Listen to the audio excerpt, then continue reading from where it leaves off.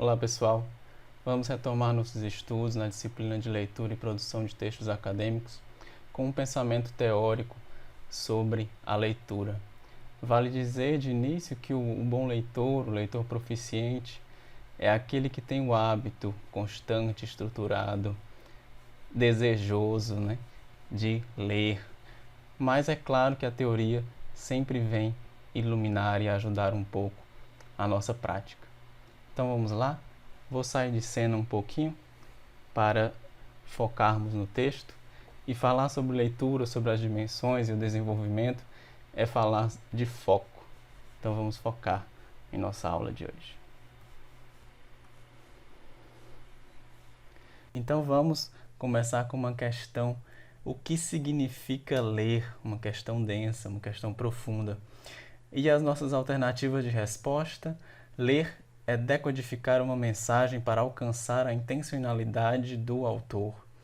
Ler é compreender um texto, desvelando a sua estrutura e suas estratégias retóricas. Ler é perceber as diferenças entre o contexto de produção e o contexto de recepção. Ler é interagir com o autor, o texto e o contexto, acrescentando minha experiência de leitor na busca da construção do sentido. Ou todas as alternativas estão corretas. Pause o vídeo se ainda está em dúvida, tentem responder para voltarmos. Então, qual alternativa você escolheu? Difícil, né?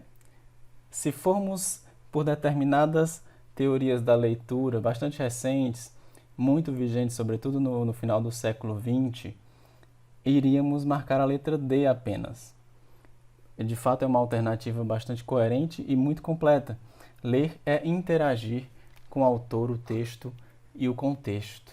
A questão da interação é bastante forte nessas teorias da leitura do final do século XX.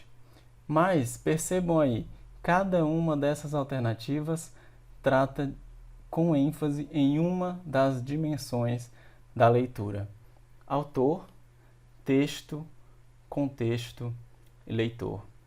A partir de uma visão mais ampla, de uma teoria conciliadora da leitura, é possível dizer então que todas as alternativas estão corretas, porque cada uma delas revela um foco maior em uma determinada dimensão.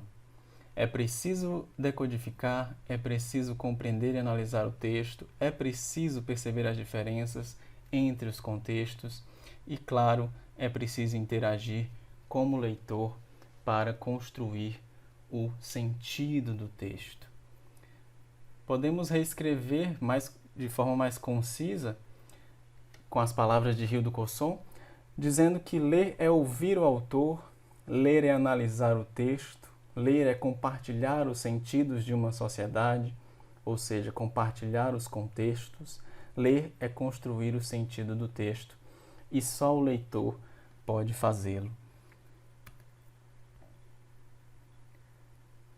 Agora, por que cada uma dessas dimensões é importante?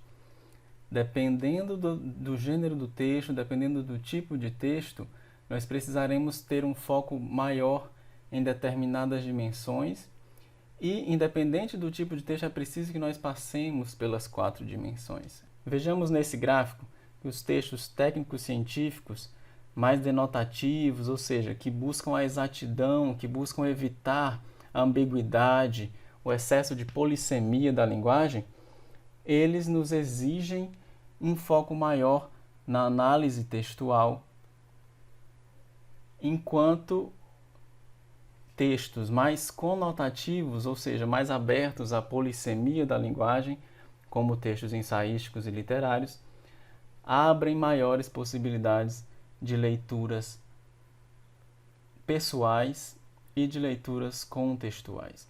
Aqui também nós podemos dizer que os textos técnicos científicos estão mais próximos daquela leitura de decodificar a intenção e a verdade proposta pelo autor. Por mais que aqui nós estejamos trabalhando com textos que buscam a impessoalidade, isso não quer dizer que o autor não tem importância. Porque nós não estamos pensando o autor necessariamente como uma pessoa, o ser do autor, mas como uma função. Inclusive nos textos acadêmicos, existe a função autor, baseada em todo um status, em toda uma titulação, que faz com que esse autor possa dizer tais coisas ou não.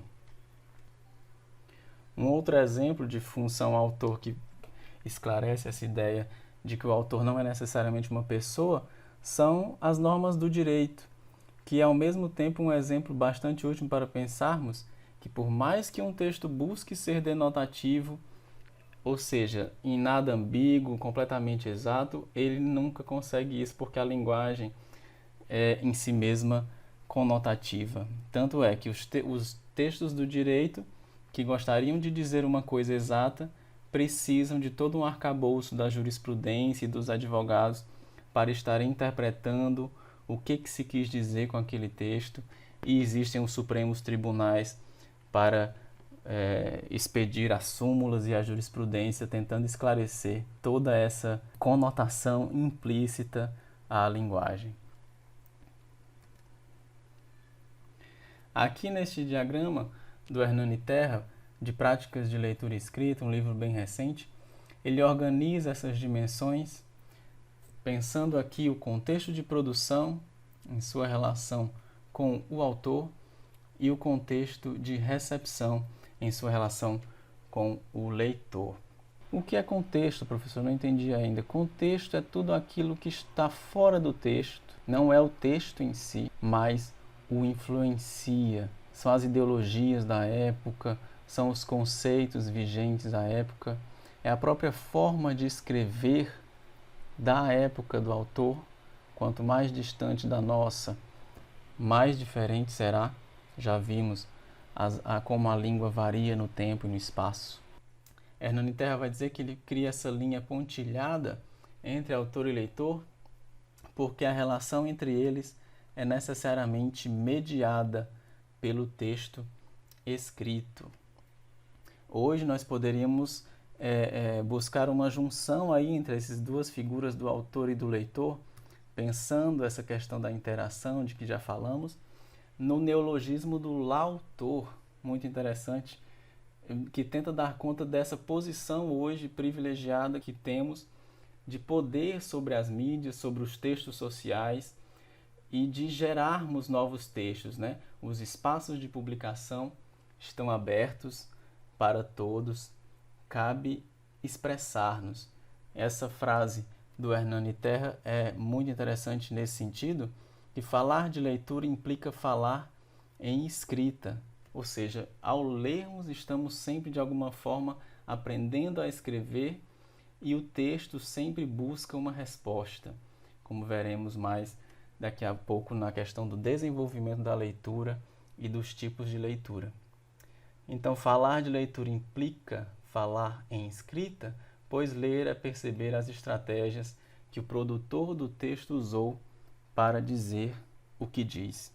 Aqui nós podemos dizer que é mais uma definição possível dentre aquelas pelas quais já passamos.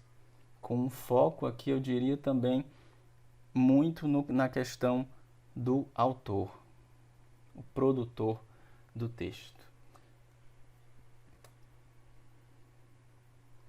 Então nós desenvolveremos esse tema no nosso próximo vídeo, em que vamos passar para os tipos de leitura, relacionando-as com as dimensões de que falamos nessa aula: o autor, o texto, o contexto e o leitor.